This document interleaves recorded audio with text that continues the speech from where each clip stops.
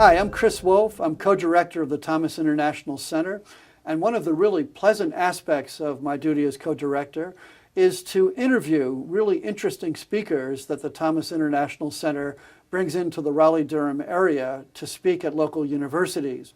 And our guest this week is Pat Fagan, who is head of the Marriage and Religion Research Institute at the Family Research Council. Welcome, Pat. It's great to have you here. It's good to be with you, Chris. So we usually start off these interviews by asking for somebody's autobiography. So judging from your accent, you probably weren't born in New Jersey. So tell me a little bit about where you're from and how you got to where you are now. Well, I'm from Dublin, Ireland, grew up there, never intended ending up over in the United States. I first became a grade school teacher and loved it very much, but figured I'd never earn too much. So went back to college to become an education psychologist, but very quickly into that switched into clinical psychology. And then from there, because that was a young profession in Ireland, for clinical psychology, you need a lot of mentoring and supervision, and as you do therapy and that.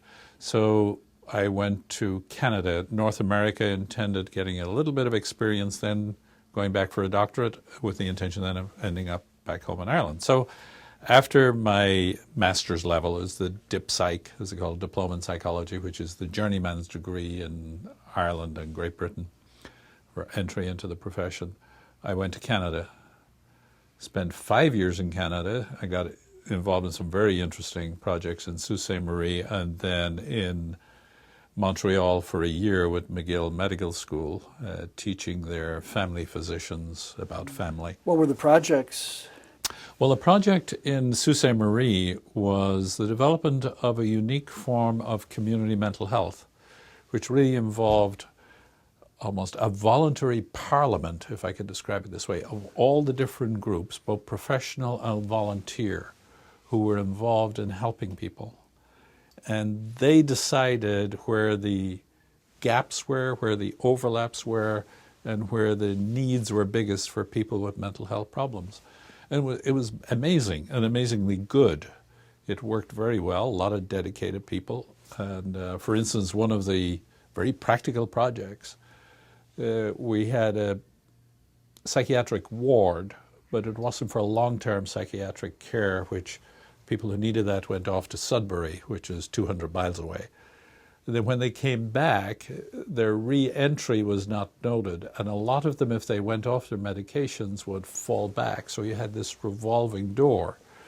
And this is just one of the projects that came out. And what we set up was just that the Sudbury Hospital notified the community nurses, who then notified everybody, and people were tracked. And that reduced the recidivism rate massively over a couple of months. That was one of the practical projects that came out of that. From there, I went on to McGill for a year, McGill Medical School, Jewish General Hospital, really, and then came down to Washington, D.C. to do a doctorate in clinical psychology. Where did you do the doctorate? At American University. I didn't finish that one. I went on and finished another different doctorate later as I switched into public policy and did it essentially in sociology, which was my major as an undergrad back in Ireland. Met my wife while studying for the doctorate, and long story short, never returned to Ireland. I think my mother was always afraid of that. She sort of leaving Ireland at 25 to go off for 5-10 years, high likelihood. A lot of people have done that over the years, and especially going to America, I guess. Yeah. My great-grandparents, for example. My mother was pure Boston Irish, yeah. So a lot of stories like that in America. Oh, sure. Yeah. I intended, my dream was to end up in Galway, maybe half a practice, half teaching at the university, and live out in the Gaeltacht, which would have been about a half-hour commute in Galway Bay, the beautiful way to drive to work every morning. Never happened, however. Yes. So then while doing the clinical doctorate and being in Washington, D.C., began to realize what was going on. And there was one incident in clinical work where one of the families I was treating, and the very young teenage girl, 12, 13, was already becoming sexually active. And I was working for a mental health center that was run by the Fairfax government, local government. But she was getting contraceptives from another Fairfax government, totally different agency.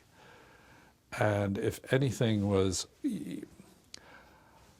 out of whack with government services, this began to trigger what eventually became a cause for me leaving clinical work, which I didn't like doing because I enjoyed clinical very much, but I thought that the bigger problem in the United States was this undermining of family, and government was massively complicit in it. So that was the beginning of a transition into public policy, which then happened gradually, and I worked at a number of institutions, first with Paul Weyrich at Free Congress Foundation, then on the Senate with Senator Dan Coates, then into the first Bush administration as Deputy Assistant Secretary for Family and Social Services Policy. And then after that to the Heritage Foundation as a senior fellow there for 13 years. And then the last 6, almost 7 years now, have founded and am developing a research center at Family Research Council. That's the Marriage and Religion Research Institute. Right. The acronym is MARRI, M-A-R-R-I. So when you started getting into the public policy area, what were the first things that you started to study there? Well, when I first got in, it took a little while. It's very interesting that when I got in, I had been trained and operating as a clinical psychologist, and you spend many years developing professional paradigms that permit you, based on research and theory, permit you to operate effectively. Behavioral was very useful in certain things, psychodynamic in others, family systems in others. When I made the transition to public policy, I found nobody in public policy had any professional paradigm at all. It was all seat in the pants sort of stuff. And was discussing that with a friend of mine, and he said, "Oh, I know the guy you got to meet." And then he described this military strategist theorist who was also a fighter pilot. He's the ace fighter pilot of all times, actually, John Boyd. An amazing guy who was then involved in military reform issues, but prior to that had been almost ace in Korea when he was pulled off to be a trainer of other fighter pilots. Wrote the manual that's still operative for how to conduct yourself in a dogfight if you're a fighter pilot. Still the operative manual 50 years later. Went on, made a breakthrough in physics, because there was nothing in physics to describe what a fighter pilot was doing with a plane in the 50s. And that was the theory of energy transfer. And then went on to, he was the fundamental designer of the F-15 and then later the F-16.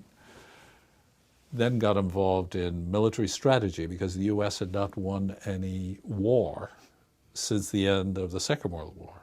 And that was concerning him as a warrior. And his work led to Desert Storm being fought in a very different way. He broke from his military work and did a 7-year study of military history.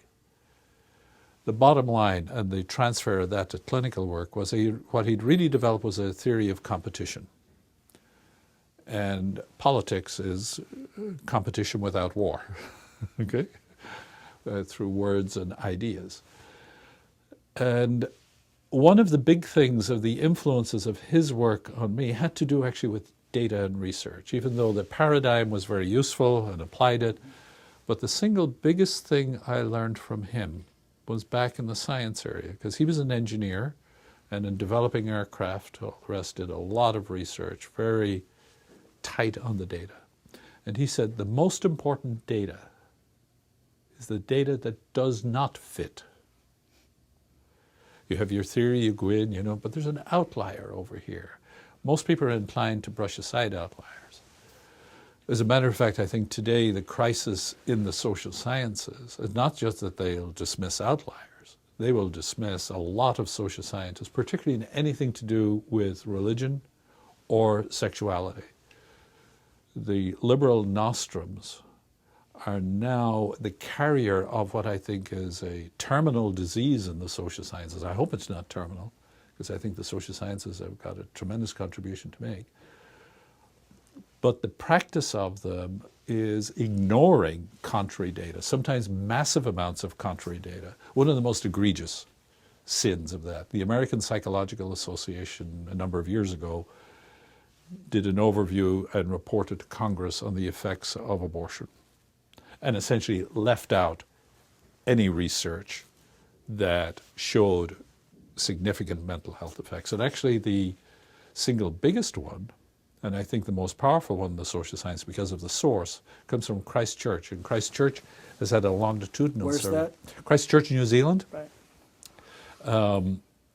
And there's a team there, mainly doctors, developmental doctors, physicians, because they're looking at childhood from birth. They have this cohort of 600 boys, 600 girls, track them both, and at age 25, they measured everything.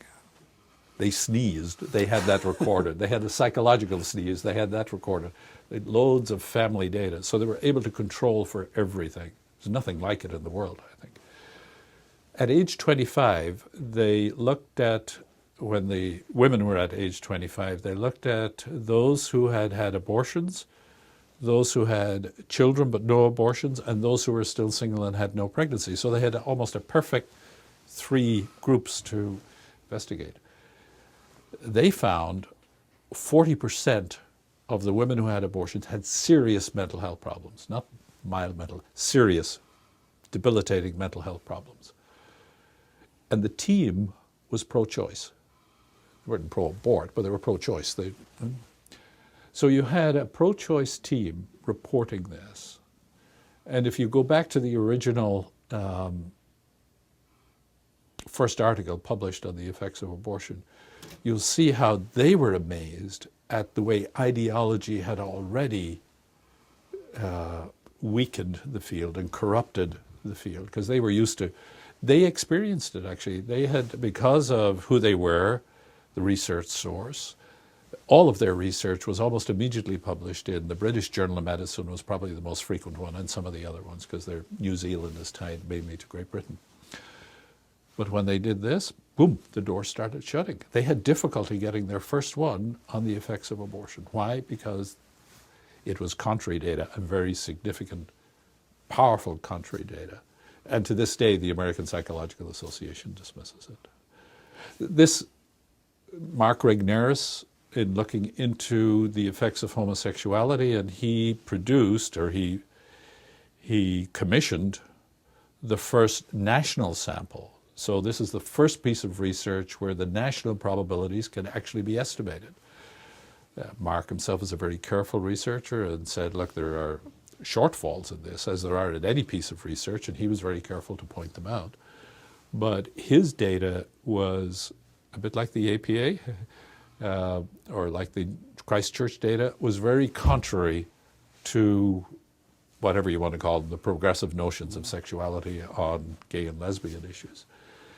And a firestorm hit him, which is a symptom of the deep corruption of the social sciences, a metrosexual and religious.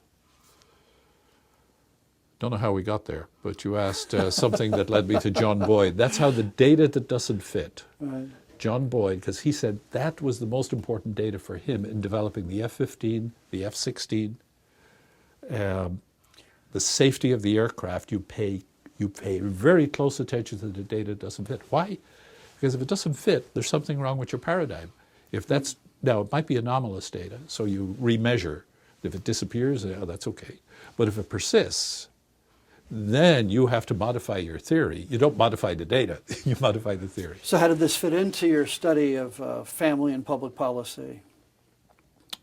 You just become aware of it, and you see these very frequent, not always, there's a lot of good research out there, not all social scientists are doing this, but it's become increasingly difficult for social scientists to investigate these areas, get their research published, and not have their academic career suffer. It's almost impossible for a very bright young graduate to go into a social science field, if his grades were such that he could get into any of the top, or was worthy of some of the top universities, he wants to investigate any of these things, unless he goes the liberal line and essentially ignores contrary data, he better not go there, because he will not make it through his doctorate, and he will not make it to tenure. If you touch any of these areas, it's like the third rail in politics. You're executed. But when you say these areas, I know that's certainly true with respect to anything to do with homosexuality, but I have the sense that it's not quite as clear-cut with family matters, because, in fact, I think of Judith Wallerstein and the research that came out of her work, where mainstream sociologists were kind of dragged, quite contrary to their ideological proclivities, in the direction of recognizing the incredible importance of two-parent families. That's right. It was despite, and that was a good debate. Actually, I think I had a little hand in that. When I got to the Heritage Foundation, the welfare reform debate was beginning, and I was the first fellow at Heritage in family issues. And people from the Hill were saying, well, is there anything on out-of-wedlock births effect? Because that was one of the big debates in poverty. And I said, no, that question came often enough. I said, well, let me dig into the literature. And then I found there was no good lit overview or no synthesis available. Now, I had never done this sort of work. I'd been a clinical psychologist after then. Mm-hmm. So I said, well, in the land of the blind, the one-eyed man is king. So went in, pulled in all the data, and tried to knit it together without violating anything, being careful and unbiased, trying to be as unbiased as one can, and summing it up. And that actually had quite an effect, because it made the rounds on the Hill that out-of-wedlock births is debilitating.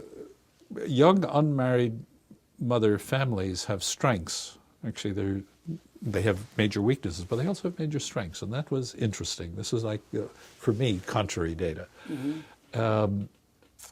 When a mother has one or two or three, even three children, because most of them are around that size, in the early stages, the affection and the bonding between the mother and her children is very strong, almost as strong as the intact married family. It runs into trouble later as the kids approach the teens, and then it's harder for the single mother to direct the children as they feel their oats, and particularly if they're boys. So that's where the two-parent family clearly begins to get strength. The weaknesses, of course, for the single mother is on the economic, the education, and all the rest. But all of this, I owe a lot to John Boyd. The most important data is the data that doesn't fit. That's interesting. So what were some of the major projects you did at Heritage over the years? Over the years, one, Dave Larson, who was a major researcher at NIH, I pulled him down onto my staff at HHS when I was Deputy Assistant Secretary there, because he was quite expert on matters family. And but also, that's why I pulled him down, but he was also an expert on matters of religion and the impact of religion on health. When I was at Heritage, I saw the need for a synthesis paper. I wanted Dave to be the one to write it, because he was the most knowledgeable. And he didn't want to do it because he was already heading a different direction in founding his own academic institute, and Heritage was too tied to the political debate, so he didn't want to get those waters muddied. Mm-hmm. So he said, Pat, you know enough, let you do it. So I did a synthesis paper on the effects of religious practice on a wide array of things, like a big general overview. That turned out to be, and still is, the most reproduced paper of the Heritage Foundation in all its history. It just, it showed the powerful effects of religious worship and practice across every domain you can look at, and that got me going. Is that something people can Google? Yes. To let them know the title. So, Why Religion Matters. Why Religion Just Matters. do Fagan, Why Religion Matters, or Heritage, Why Religion Matters. And then I did an update about 10 years later. Why Religion Matters, still more. Yeah. And it was an update of what had happened in between, because This was an area of sociology that had been virtually unexplored before. And because the federal government has a number of surveys where they gathered that data point, therefore you can do an analysis of it. The data point being the frequency of religious worship and importance of religion in a person's life. They're the two big ones. There's some other variables, frequency of prayer you can get into, and denomination, but I avoid the denomination issue. It causes more harm than good if you're comparing things, because Irish Catholics are not going to do well on drinking, and Mormons will do great on drinking because they don't on alcoholism, etc. So the field of the sociology of religion has grown significantly, and a lot of very robust research going on there, because the practitioners of this, most of their colleagues in sociology departments don't think much of religion. Another one of Dave Larson's finding, actually, the higher the education level of people in the social science, the less they worship. And so there's a certain hostility to this sort of research. As a result, the methodologies have to be really tight and good, because if they're not, they're going to get whacked, which is great for the development of that field. As a result, some of the best research in social science, methodologically in terms of numbers and theory and causation pathways and that, are very robust in that area. Mm-hmm. Interesting. So that was one of the projects at Heritage, the impact of religion and religious practice. And the other big one was the impact of marriage and the difference that family structure makes on crime, on education, on welfare, on happiness, on mental health. And then we started doing the same on religion. Mm-hmm. So what led to the switch from Heritage to Family Research Council a few years ago? Well, I liked very much. Heritage is a magnificent place to work, but I felt a little constricted. There were things I wanted to do that I couldn't get done there. Right. That was the only reason for the switch. So what are some of the things you've done at FRC? Well, developing the Marriage and Religion Research Institute, doing a lot more synthesis papers, commissioning some original research, fairly simple, not because the purpose of the research is to educate the public. It's not for academic publication. If you were in university, that's critical for your rewards and tenure and promotions. But in the public debate, that has not the same benefits, let's put it that way. So some of the things we've done, some of the recent research, we've done the effect or the correlates of abortion, just looking in, okay, women who abort, what's going on in their lives nationally? We look at cohabitations and abortion, and of course there's a massive connection. The more cohabitations, the more abortions. One of the interesting facts we found, 50% of all abortions are to those below 20. Over 2/3 those below 24, which in this country is almost all, not all, but overwhelmingly single. So abortion in this country is essentially to young single women. While there's underreporting of abortion, particularly among young people, we looked at from the federal surveys, those who are at the end of their fertile years, mid-40s and just a couple of years below, and saying, okay, what proportion of them have ever had an abortion? Which gives you the best read, because their fertility is coming to an end. They can't get any more abortions. Only 1/6 of American women at that age report ever having had an abortion. Planned Parenthood says 1/3. Don't think so.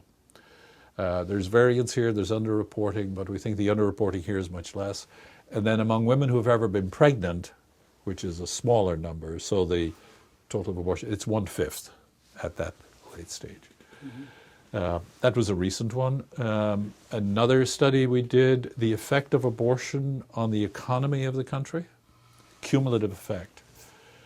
And that is 50 to 55, 10 billion in income lost a year. No, 100 billion lost in income, 10 billion lost in taxes per year to the economy. And as we looked at it, Henry Patricus, who's on staff and pretty brilliant, what actually happened as a result of Roe v. Wade, because you had Roe v. Wade, and immediately before it you had Eisenstadt versus Barrett, which is contraception and abortion. Both got all hands off in the country, no constraints on those.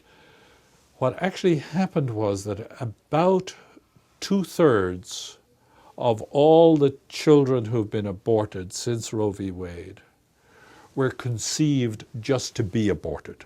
They would not have been conceived under the prior regime, because what happened was with both Eisenstadt versus Barrett and Roe v. Wade, the constraints were off on sexual. Whereas prior to that, people would have been much more guarded and careful about who they had sexual intercourse with. Those restraints are gone. And there's robust ways of estimating that. So of the 50 to 55 billion children who've been aborted, 2/3, about 33 to 36 million, were conceived to be aborted. This is the American killing machine. Well, obviously not conceived with the deliberate intention of aborting, but conceived in the sense that under these new circumstances, people could fail to pay attention, or could kind of downgrade the importance of whether or not they got pregnant. But at the macro level, at the societal level, that's where you can say, not in the individual, I'm sure it would be a rare perverse person who deliberately conceived so that they could abort. I don't mean it at that. But at the national level, yes, they are being conceived to be aborted, because they have no intention of keeping children. It's a whole mindset that has developed. And the impacts of that, I think, are monumental and deep and corrosive. Budyshevsky, the great professor of philosophy, whom I'm sure you know, down in the University of Texas at Austin, had a very intriguing chapter in one of his books on guilt and the dynamics of guilt and how it undoes. And Karl Hauslander, a British author back in the 50s, has another intriguing book on guilt. Guilt distorts not only the emotions but the intellect. And I think you see that playing out across America. I think actually it's playing out in the social sciences among academics in the social sciences. The corruption of the intellect on this area is massive. Yeah. So where do you see your research going in the future? Well, one of the things we're building is, we're trying to build, and we are, actually we've started, is a social model of the functioning of society. Economists have econometric models of the economy. Well, we're building a model of how society is acting socially. And the two big dynamics we're looking at, of course, are marriage or family structure, the different family structures, which essentially the dynamic there is belonging or rejection. Parents either belong to each other, in which case they stay together, or they reject each other, in which case they split and form different other family structures. So that you can have the step family, the cohabiting with a boyfriend, the single parent, divorced, or the always single. Most of those, actually all of those except the always intact family, all have rejection in their history for the children and for the adults, and that has big effects. The other dynamic of belonging actually is belonging to God or not, and that'll be reflected in sociology. You'll get a good proxy for that in the rates of worship. And when you combine those, then we're investigating the impacts of these on all the other institutions, on crime, on health, on mental health, on education performance, on income, on savings, etc. So do you feel at all hesitant from time to time about, as a social scientist, saying, well, if you want to be better on these secular criteria, you should worship God regularly? I mean, it sounds a little bit instrumental. It is. To take that approach would be instrumental, but there's another way of looking at it without being instrumental. You can contemplate the growing of plants and see God's law God's way of operating there. And you can see the same in men. Man thrives a certain way. Now, you can get instrumental and say, well, if you want to thrive, you better do this, this, and this. But actually, I think we get closer to it in marriage when we're talking about the thing you need to go after is love. There's nothing instrumental about love. Love is pretty demanding. And in this area, actually, if you go after love instrumentally, you don't get it. In other words, if you buy your wife a rose for your own manipulative purposes, she'll see through it. Or if you whatever. If you really want to love her, she'll know you're loving her because you'll be sacrificing and she'll know the difference.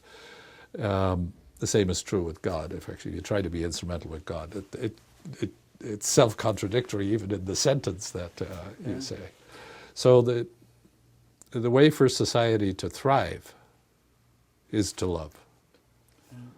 So this actually makes me think of the fact that in addition to your professional social science work, you have another set of things you do on the side as well. In some ways, working with people to promote marriages, good marriages. Sure. Actually, it's like taking all this theoretical stuff and giving it an outlet in my avocational time, in the evenings and weekends, helping couples to understand marriage, understand family life. I lead some courses and help direct in Washington some avocational work called Family Enrichment. And when a matrimonial love, a course on that. The core of that actually is unity between the parents. So what are the advice you give to parents, to married spouses about how to accentuate the strengths in their marriage? Actually, one of the most practical ways, develop total unity on the budget. Interesting. Because it gets into so many other things. And if you have good unity on the budget, there's tremendous unity in the couple. And it takes care of a huge amount of things. And how do they get unity on the budget? Draw one up for a start. That helps. That helps. Yeah. And then there's a lot of negotiation and giving up and giving in on both sides. And then probably, both need a certain amount of pocket money, which is theirs to do what they like, But then there's the joint. It's on the joint. Well, coming to agreement on what the pocket money is, and then coming to agreement on everything else. I guess there's also data saying that one of the other areas where parents have tensions over is how to raise children. That very often that's a source of significant differences between the parents. Oh yeah, actually, in John Boyd, who I was talking about earlier on the day, he had. From his fighter pilot days, he had this thing he developed that's well known in military terms, the OODA loop. Observation, orientation, decision, and action. I put in a third O. Observation, orientation, options, decision, and action. And on coming to agreement on how to handle children, this intellect informing the will is probably the basic skill that we try to get across to parents in family enrichment. So that, let's say they're having trouble with a kid on something, homework or something like that. Well, what they have first to do is to observe what's actually going on. What does the kid do? How do they react? What's going on at school, etc. And on the facts, if a fact is there, it is a fact. So there ought to be agreement on the facts, not the interpretation of the fact. That's a different thing. So the observation,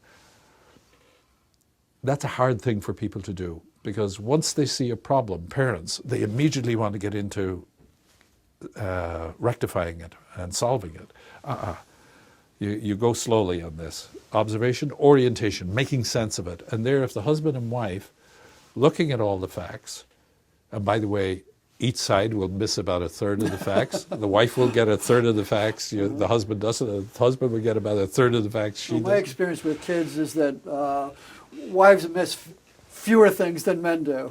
That's right. On the kids, they're naturally very much more observant. But on other things, believe me, both sides miss. And even even where the mother, the wife will have maybe many more, a much richer observation than the husband, he will have things that she may not notice. Yeah. And her, Partly, I think it's because men can step back in a certain right. way in certain things, whereas sometimes women are so deeply involved that they focus in too much almost. that's right, Yeah. on the relational end. So you have the observation, orientation, making sense of it, options. Okay, what might we do? It's very good to list all the options of what you might do to help the kid, because that brainstorming sometimes raises. And then you decide, okay, what are we going to do? Pick the best option. Then you put it into action. That's the decision, and then you act. But now you see, how does the kid react? And then you go back through the loop again. So those 5 steps actually are the key to a couple becoming expert on everything to do in the family. They repeat that skill. And after a while, they get better at it. And then they realize, hey, this actually works. We can actually become more united. Couples who are in tension with each other don't have the discipline, and don't have the knowledge probably first, of working through those 5 steps on everything. Right, so our viewers Google family enrichment. Maybe they can find some information on this. They can, yeah. Yeah. Great. IFFD, actually, the International Federation of Family Development, IFFD.org would get them into lots of great. different things. Well, thanks so much, Pat. It's been great hearing about your cursus honorum, your path through life and the different things you've studied. And well, this has been a great opportunity to talk with Pat Fagan, who's the director of the Marriage and Religion Research Institute at the Family Research Council. It's been wonderful hearing his insights. We are very happy that you joined us today, and we look forward to you joining us on other occasions as we introduce ourselves to other fascinating people and hear about the many interesting things in their lives and their research and their study.